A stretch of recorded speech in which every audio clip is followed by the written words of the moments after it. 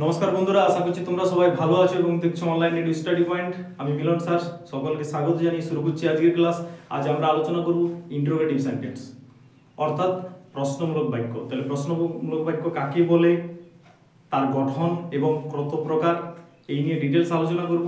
যদি শেষ পর্যন্ত দেখো তো তোমার আর ইন্টারোগেটিভ সেন্টেন্স নিয়ে কোনো ডাউট থাকবে না।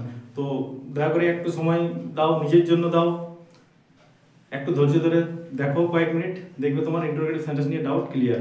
যদি প্রথমবার দেখছো তো প্লিজ চ্যানেলটা সাবস্ক্রাইব করো এবং লাইক করবে, এবং তোমার দেখতে কেমন লাগছে প্লিজ আমাকে কমেন্ট করে জানাবে। তো চলো শুরু করছি। Interrogative sentence.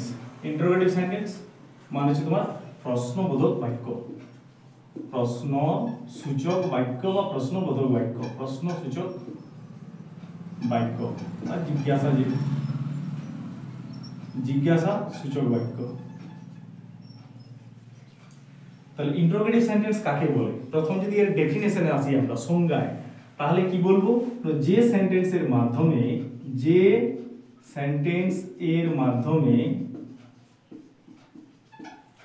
কোনো কিছু প্রশ্ন করা মানে কোশ্চেন্স, কোয়েরি, প্রশ্ন করা লিখেছি, প্রশ্ন করা বোঝায়, তাকে ইন্টারোগেটিভ সেন্টেন্স বলে। ইন্টারোগেটিভ সেন্টেন্স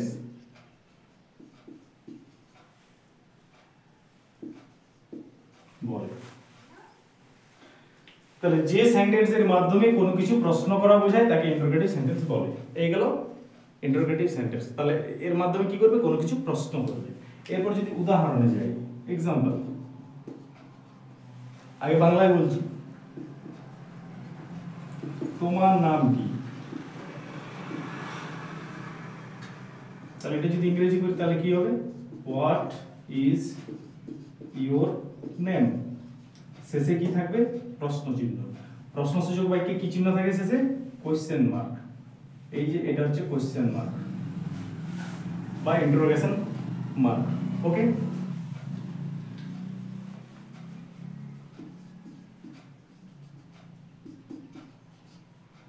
তুমি কি পড়ছো?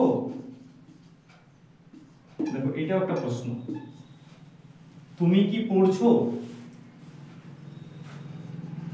আর ইউ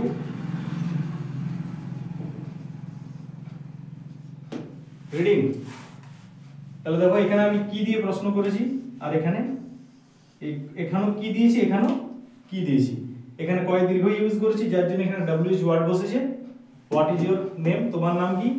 আর এখানে দেখো তুমি কি পড়ছো, আর ইউ রিডিং, এখানে কয় হস্যই ব্যবহার করছি, যার জন্য প্রথমে এখানে অক্সিলিয়ারি ভার্ব বা হেল্পিং ভার্ব নিয়েছি এবং কোশ্চেনটা করেছি আর কি। তাহলে এটাও প্রশ্ন, এটাও প্রশ্ন।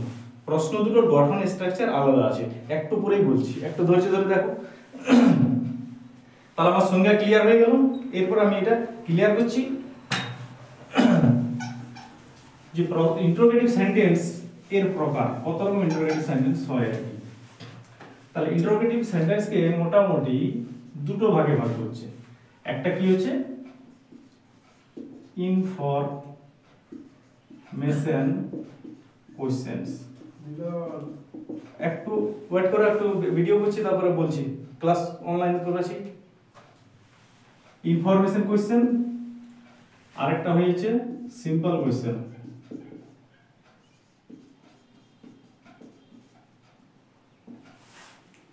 তাহলে ইনফরমেশন কোশ্চেন কোনগুলো? যে প্রশ্নগুলোর উত্তরে ইনফরমেশন দিতে হয় তাদেরকে ইনফরমেশন কোশ্চেন বা তথ্যমূলক প্রশ্ন বলে। আর সিম্পল কোশ্চেন কোনগুলো? যে প্রশ্নের উত্তরটা হ্যাঁ কিংবা না হয়, জাস্ট ইয়েস নো, সেগুলোকে বলছে সহজ প্রশ্ন বা সিম্পল কোশ্চেন। সিম্পল কোশ্চেন আসলে অর্থাৎ যে কোশ্চেনের উত্তরটা সিম্পল, সেটা হচ্ছে সিম্পল কোশ্চেন। চলো এক্সাম্পলে চলে যাই, তাহলে ব্যাপারটা ক্লিয়ার হয়ে যাবে। তাহলে ইনফরমেশন কোশ্চেনের কোনটা, যেটা আমি প্রথমবার লিখেছিলাম, হোয়াট ইজ ইওর নেম, তোমার নাম কি। এই কোশ্চেনটা যদি কেউ করে তোমাকে, তাহলে এর উত্তরে তোমাকে কিছু না কিছু বলতে হবে। মাই নেম ইজ যেমন আমার নাম মিলন, মাই নেম ইজ মিলন, তাহলে এটা আমি বলছি। এরপরে এইখানে যদি আমাকে কেউ প্রশ্ন করে